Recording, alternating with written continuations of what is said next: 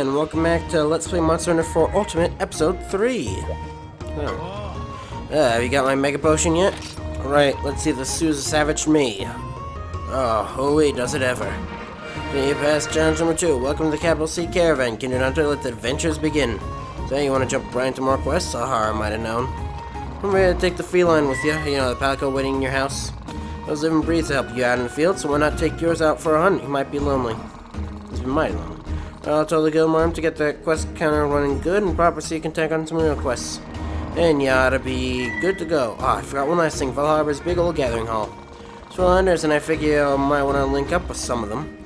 If you do, the gathering hall is the place to go. And local play, which I can actually do now.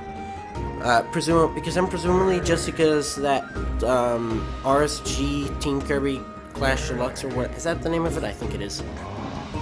That episode I did a local play or something like that, and that since that messes with your internet, you can't enter your CFW it, so hence why this is good.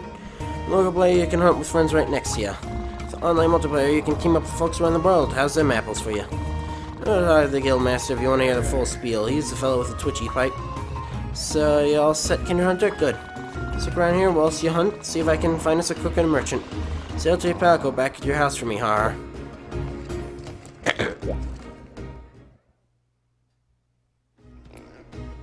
Hello, Puzzle. A palico just isn't meant to fly solo.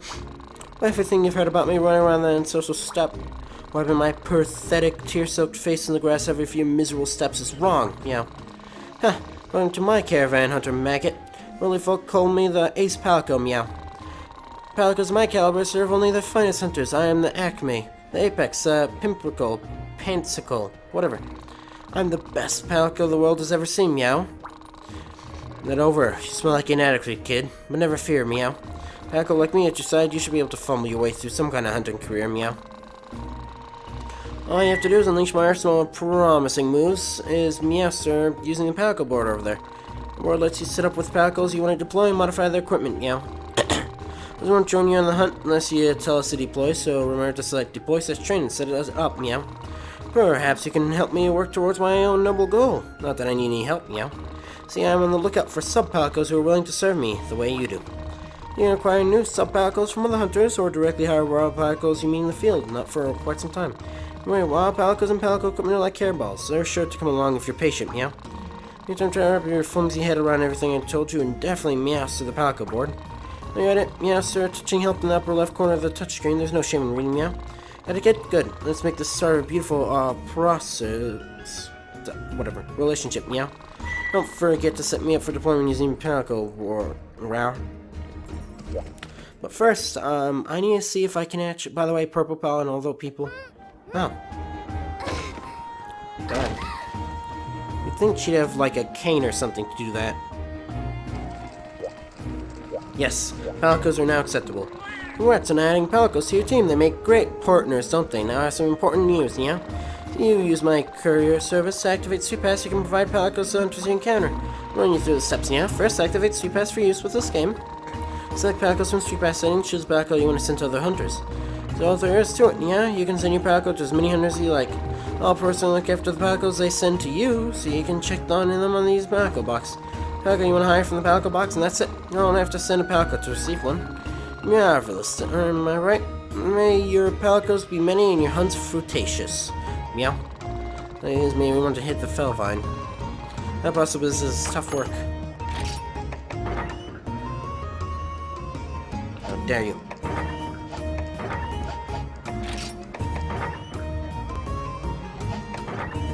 I guess I cannot send puzzle. Yeah, sure, I'll save it even though I did nothing. Hope to have more meows soon.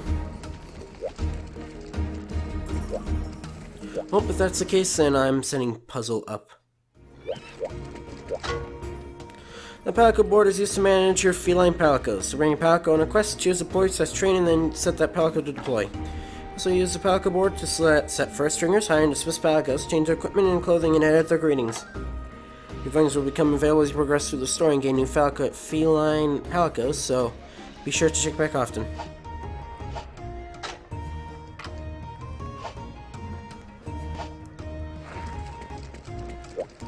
I don't believe I have to read Palico gear for quite some time. Look there, fan doodle, you passed. Ra-dee-da-da. So, were the challenges? You don't say. Well, it looks like we'll be working together regularly. I went ahead and officially opened the quest counter. An attempt 2-star quest. It's a real deal. I can see the equipment all over your sweaty face. Well, doodle, I know it's not much, but have a look at this list.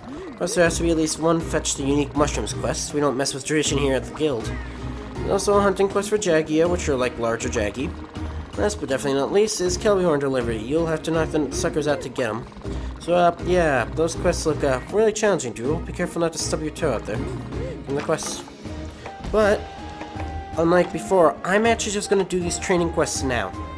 So, the weapons training, feh. Insect Glaive combines the speed and combos of a staff with the ability to control insects. Breathe the Great Jaggy to prove you learned your lesson. See you soon, doodle. I don't remember it. I don't think food effects affect the thing. He had a hard time finding Val Harbor? No surprise there. We move faster than Matt Baker's draw. Well, good folks at the gathering hall tell me we'll be settled here for a spell. Do you have books? You have books.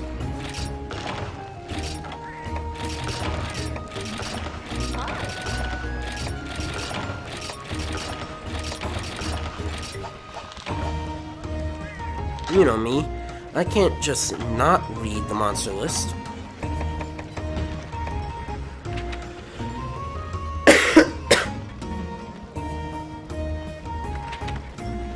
Okay, here we got a problem.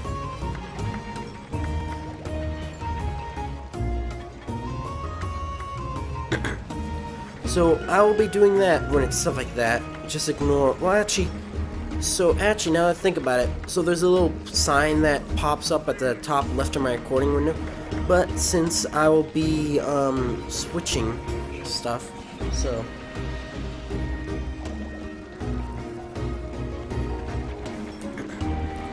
Why am I putting a check mark?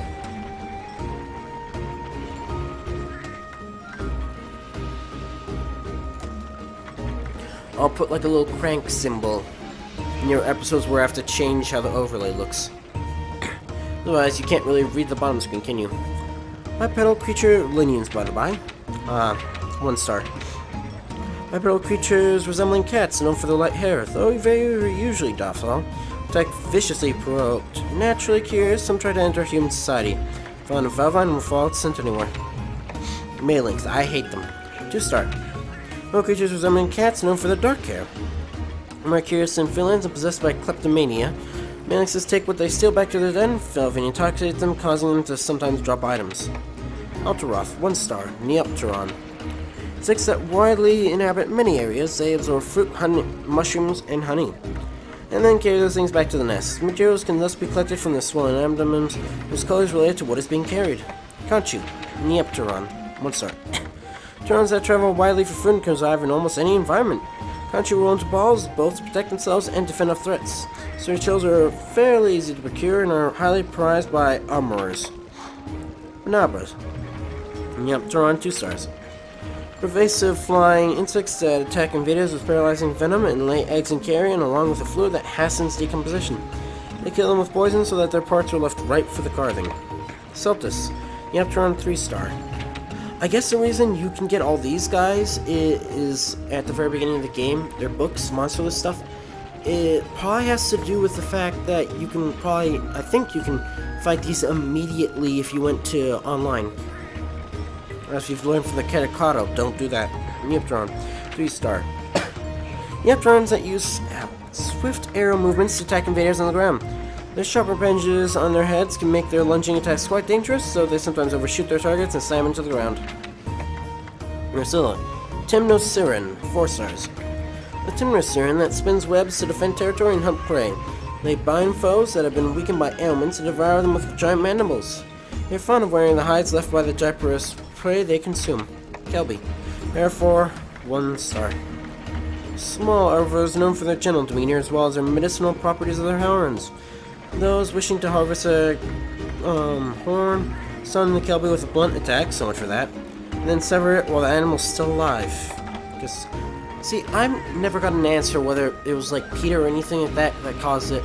you look at double cross, you straight up kill them if you use like a sword and shield. Ep3, herbivore, 2-star, 1-star actually.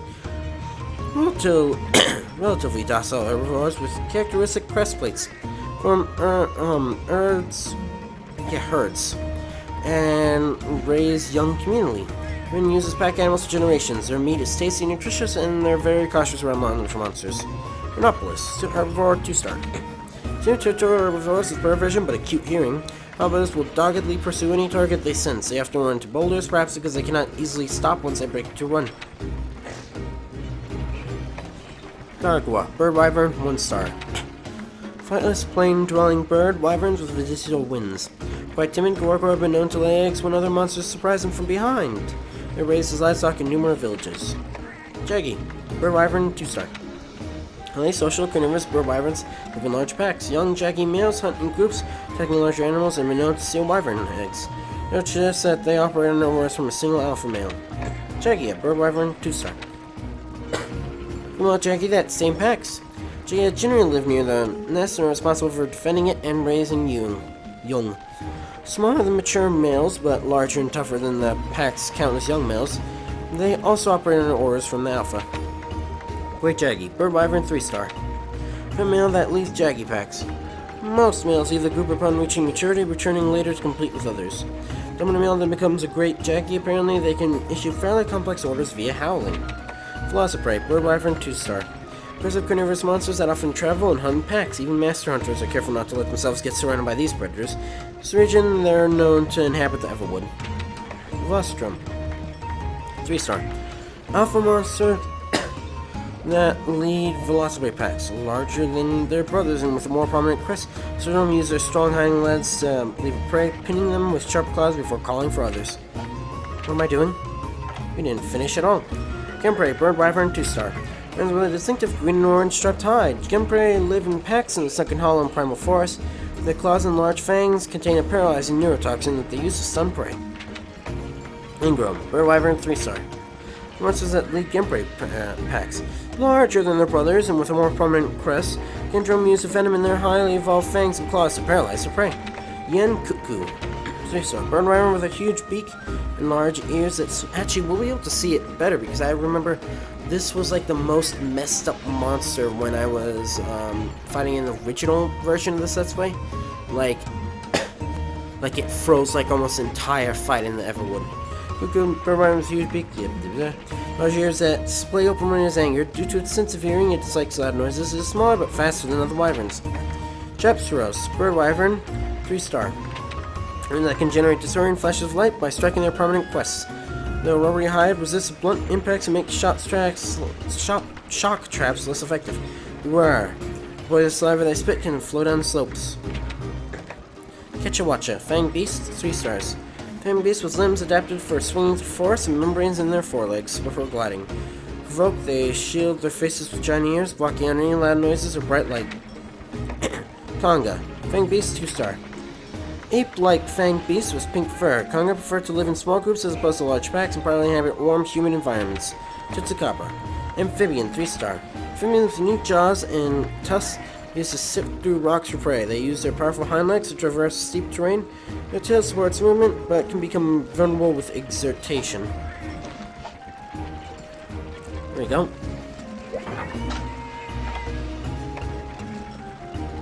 I'm gonna keep that.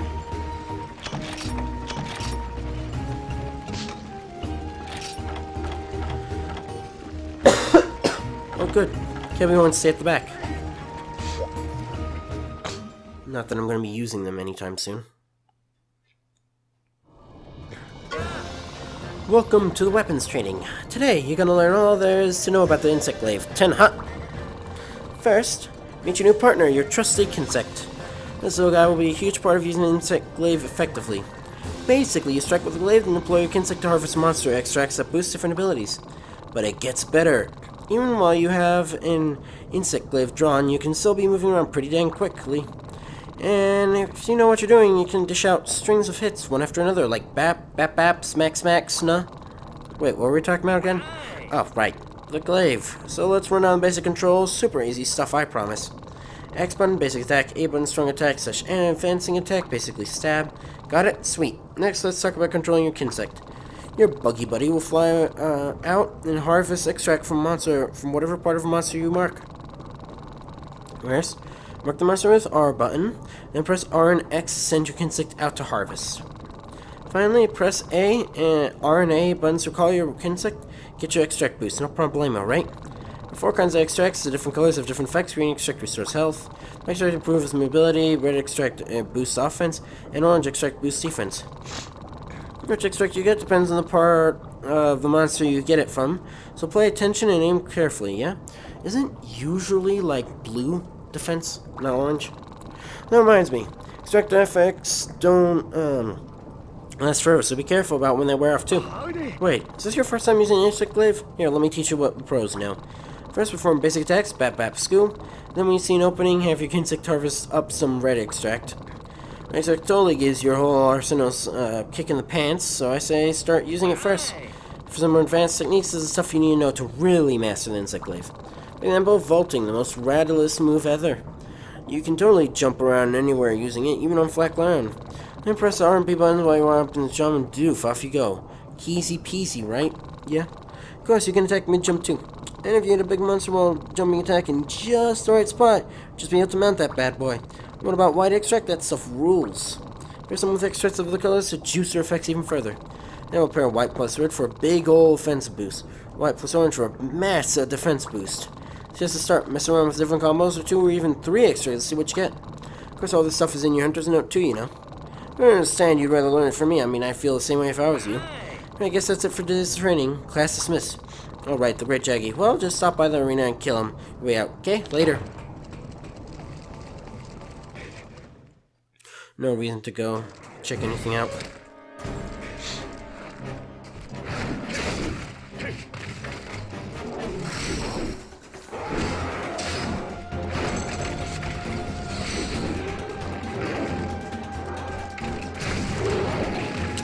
That's not the best start.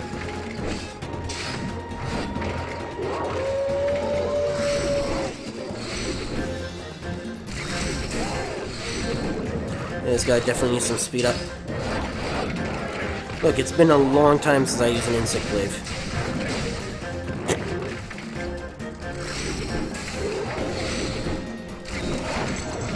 It's a bit annoying.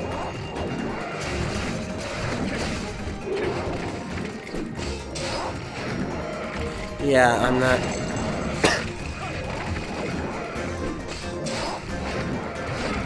Get back here.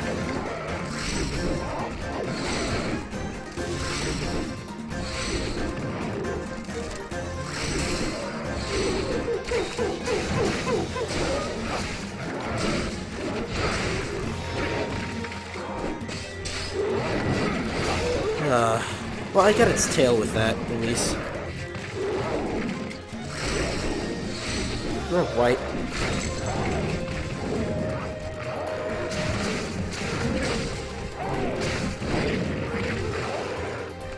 Don't try and over-combo.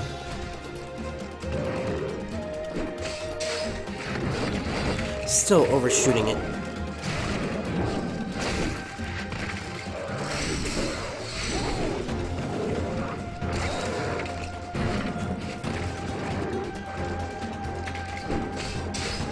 You know, I don't think that makes sense.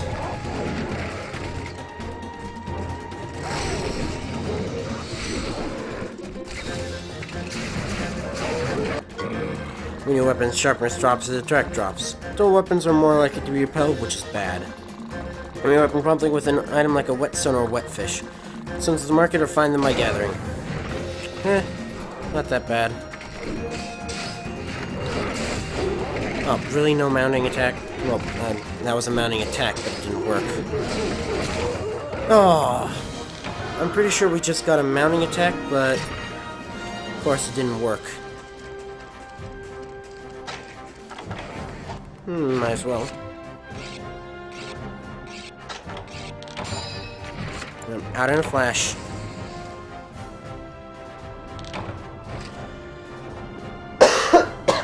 Now I'm ready for my next lesson. Next episode, of course. course, by the way, in case you're new to this, the reason why I didn't carve him or anything like that is he just gives you first aid. Plenty I could do with that. All this stuff, good. So I don't have to, like, hunt for it later.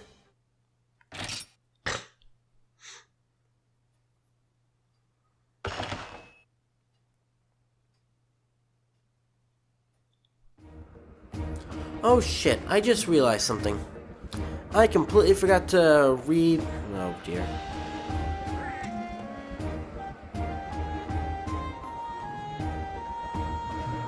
Forgot to do that.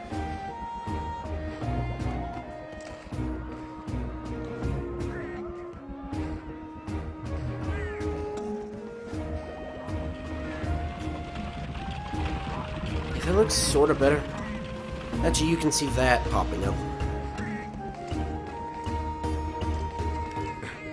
But yeah, there's no reason to try and read anything from the smith and stuff because I didn't get any new items, so if you enjoyed this video, you know what to do. See ya!